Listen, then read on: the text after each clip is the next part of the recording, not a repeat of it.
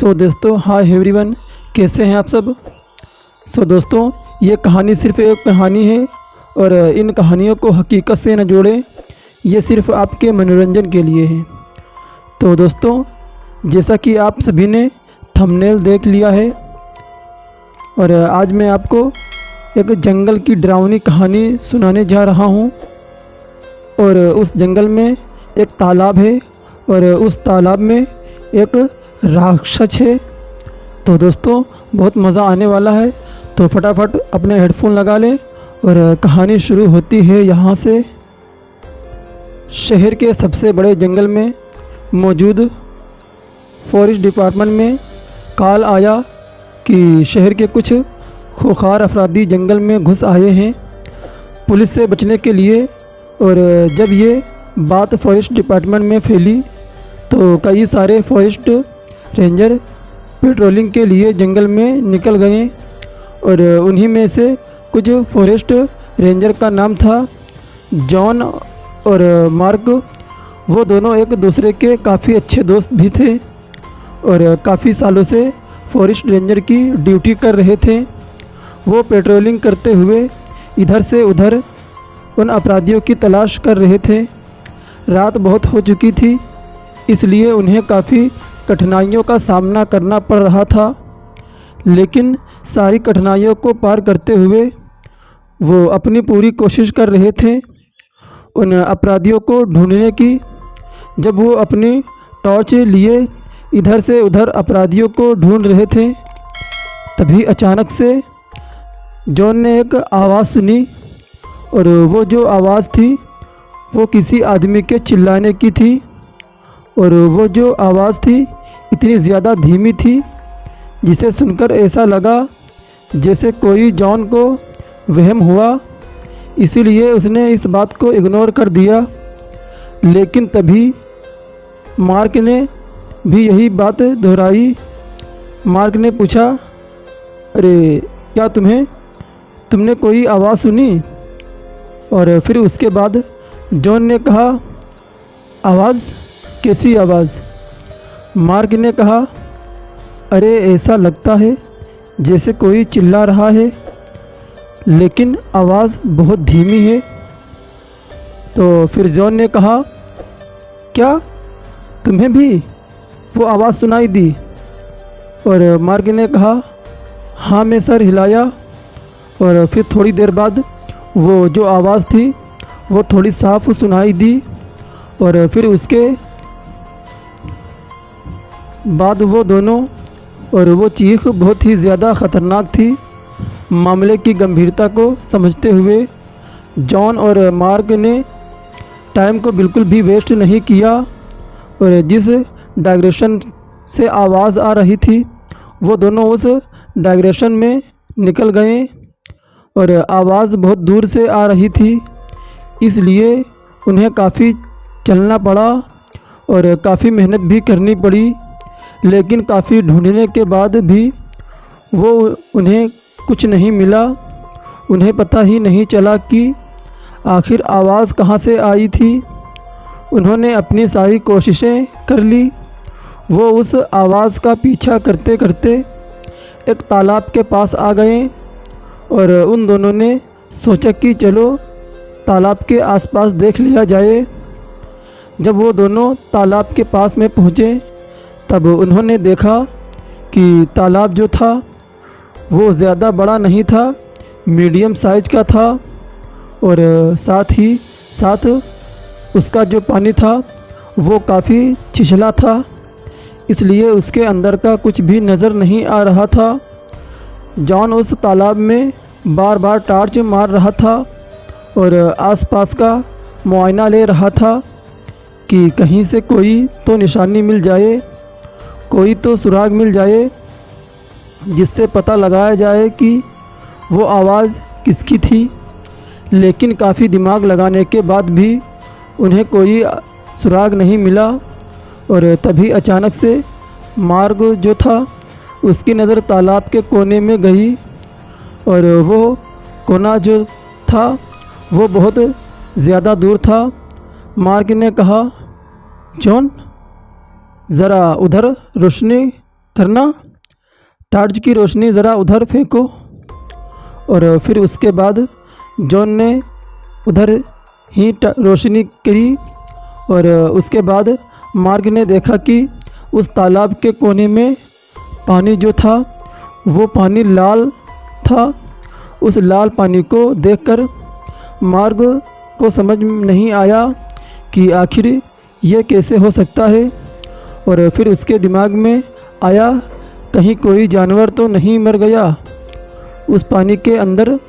Mark ने John से कहा, अरे क्या तुम्हें वो लाल पानी नज़र आ रहा है? और फिर मार्क ने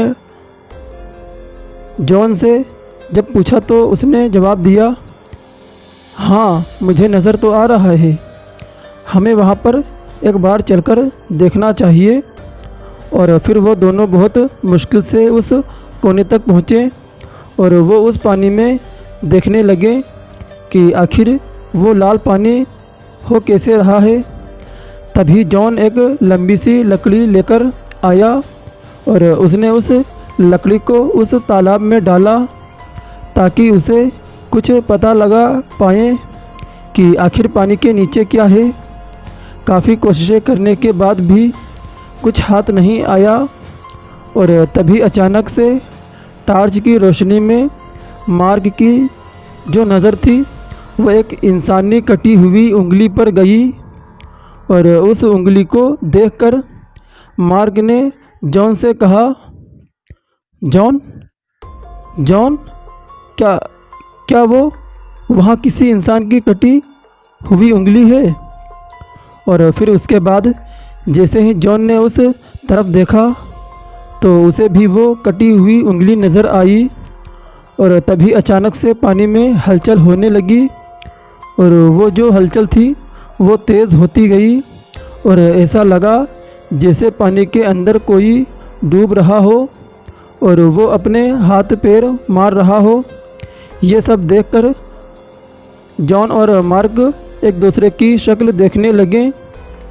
मार्क ने कहा, अरे यार कुछ लेकर आओ, पानी में उतरना ठीक नहीं है, कोई इससे बड़ी लकड़ी लेकर आओ ताकि हम इस आदमी को सहारा दें। और फिर जॉन जो था वो भागते हुए जंगल में गया और देखने लगा कि कहीं उसे कोई लंबी लकड़ी मिल जाए ताकि वो उस लकड़ी से उस आदमी को बाहर खींच सकें। काफ़ी आसपास देखने के बाद उसे एक लंबी लकड़ी नज़र आई।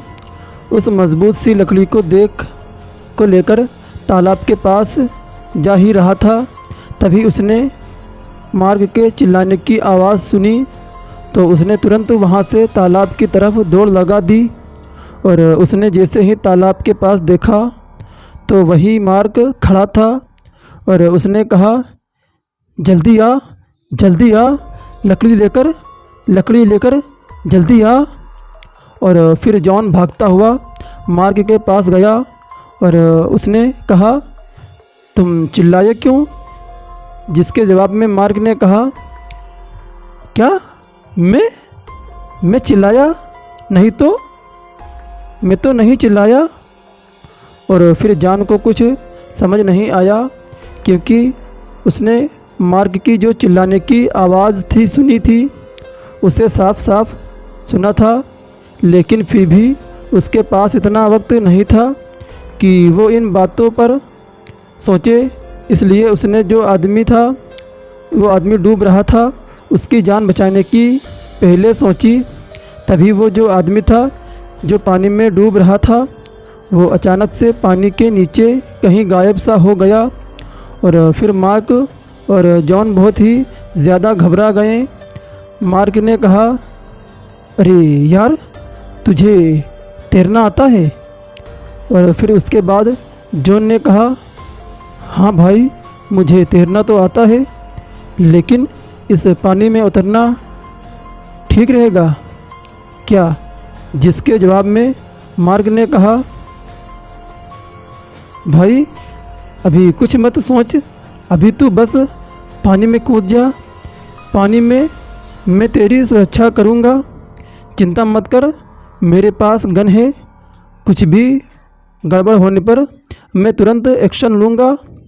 और फिर जॉन ने मार्क के ऊपर भरोसा किया, क्योंकि वो काफ़ी सालों से पुराने दोस्त थे। इसलिए बिना कुछ सोचे समझे ही जॉन पानी में कूद गया। और उसने जैसे ही पानी के अंदर देखा तो उसे सिर्फ खून ही नज़र आ रहा था और साफ पता चल रहा था कि किसी की बेरहमी से हत्या की गई है, किसी को बेरहमी से मार दिया गया है और उसका खून तालाब के पानी में मिल गया है। पानी बहुत ही ज़्यादा छिछला था और छिछले होने के कारण अंदर कुछ भी साफ साफ नज़र नहीं आ रहा था। बहुत मुश्किल से धुंधला धुंधला नज़र आ रहा था। और उसी धुंधलेपन में जॉन ने देखा कि उस पानी के अंदर ज़मीन पर 2 लाशें पड़ी हुई हैं और वो दोनों लाशें काफ़ी बुरी हालत में थी। एक का तो सर ही गायब था और दूसरी लाश के हाथ पैर गायब थे। ये सब देखकर जॉन बहुत ही ज़्यादा घबरा गया और फिर उसने ये सब बताने के लिए पानी के ऊपर आना शुरू किया ताकि वो मार्क को ये बात बता सके। लेकिन जैसे ही वो पानी के ऊपर आया तो उसने देखा कि मार्क वहाँ पर नहीं था। जॉन मार्क को आवाज़ लगाने लगा कि आखिर मार्क कहाँ पर गया। लेकिन काफ़ी आवाज़ लगाने के बाद भी जॉन को मार्क का कोई जवाब नहीं मिला और वो समझ गया कि उसे किसी की मदद लेनी चाहिए। और फिर उसने फॉरेस्ट डिपार्टमेंट पर कॉल लगाने के लिए सोचा और फिर अपना फ़ोन निकालना चाहा। और फिर उसे याद आया कि पानी में कूदने से पहले उसने अपना फ़ोन मार्क को दे दिया था। और वो ये सब सोचकर बहुत ही ज़्यादा डर रहा था और उसे अब यही लग रहा था कि उसे डिपार्टमेंट में जाकर ही सीधा सीधी रिपोर्ट देनी चाहिए। और वो उस पानी से निकल ही रहा था, तभी अचानक से उसका पैर किसी ने पानी के अंदर ही पकड़ लिया और उसे नीचे खींचने लगा। जॉन ने अपने आप को बहुत बचाने की कोशिश करी, लेकिन चाहकर भी वो अपने आप को ऊपर नहीं खींच पा रहा था। और वो जो कोई भी था उसने जॉन को पानी के अंदर खींच ही लिया। पानी बहुत ही ज़्यादा छिछला था और कुछ भी जॉन को साफ साफ नज़र नहीं आ रहा था कि आखिर ये कौन है। और फिर जॉन को कुछ भी समझ नहीं आ रहा था कि आखिर ये कौन है जो उसे पानी के नीचे खींच रहा है। और फिर उसके बाद जॉन ने देखा कि जिस किसी ने भी उसका पैर पकड़ा हुआ था उसका हाथ एकदम डरावना काला सा था और फिर उसके नाखून लंबे लंबे थे।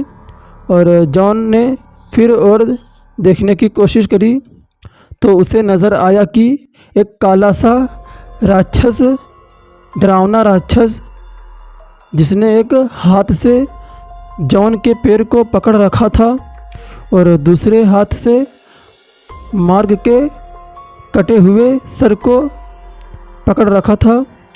और जॉन को कुछ समझ नहीं आ रहा था कि आखिर मार्क तो सही सलामत पानी के ऊपर था, तो आखिर उसका कटा हुआ सर इस राक्षस के पास, इस डरावने राक्षस के पास कैसे आया। तभी उस राक्षस ने जॉन के सामने ही अपना रूप बदल लिया और उसने मार्क का रूप ले लिया और वो हंसने लगा। और ये सब जानते ही वो आदमी समझ गया कि जब उसने मार्क के चिल्लाने की आवाज़ सुनी थी तभी इस दरिंदे ने उसे मार दिया होगा और ख़ुद उसका रूप लेकर वहाँ पर खड़ा हो गया होगा। और फिर उसने जानबूझकर इसे पानी में कूदने के लिए कहा। जॉन ने अपने आप को बचाने की बहुत कोशिश करी, लेकिन उसकी सारी कोशिशें नाकामयाब हो गईं और आखिर में उसका भी वही हाल हुआ। उस दरिंदे ने जॉन की जो टांग थी वो टांग को पकड़ा और बीच में से जॉन की टांग को 2 टुकड़े में बांट दिया और जॉन के खून से वो जो तालाब था जिसका सिर्फ एक कोना लाल था, और अब जॉन और मार्क के खून से वो जो पूरा तालाब था वो लाल सा हो गया। और फिर उसके बाद उस दरिंदे ने मार्क और जॉन की लाश को खा लिया। पूरा खाने के बाद जो तालाब की सतह थी नीचे की उसे खोदना शुरू कर दिया और उसे खोदते खोदते उसे एक रास्ता बना लिया और वो उस रास्ते से कहीं और निकल गया। और दोस्तों कहते हैं कि आज भी वह राक्षस छोटे छोटे तालाबों में जाकर बैठता है और रात के वक्त किसी शिकार का इंतज़ार करता है। तो दोस्तों आज की थी ये कहानी और मुझे पूरी उम्मीद है कि आप सभी को सुनने में बहुत मज़ा आया होगा। तो इसी तरह की डरावनी कहानियाँ सुनने के लिए हमारे चैनल को सब्सक्राइब करें और बेल आइकन को भी दबाइए ताकि हमारी जो नई वीडियो अपलोड हो सबसे पहले आप तक नोटिफिकेशन पहुंच सकें। फिर आपसे मुलाकात होगी दूसरी वीडियो में, तब तक के लिए गुड नाइट।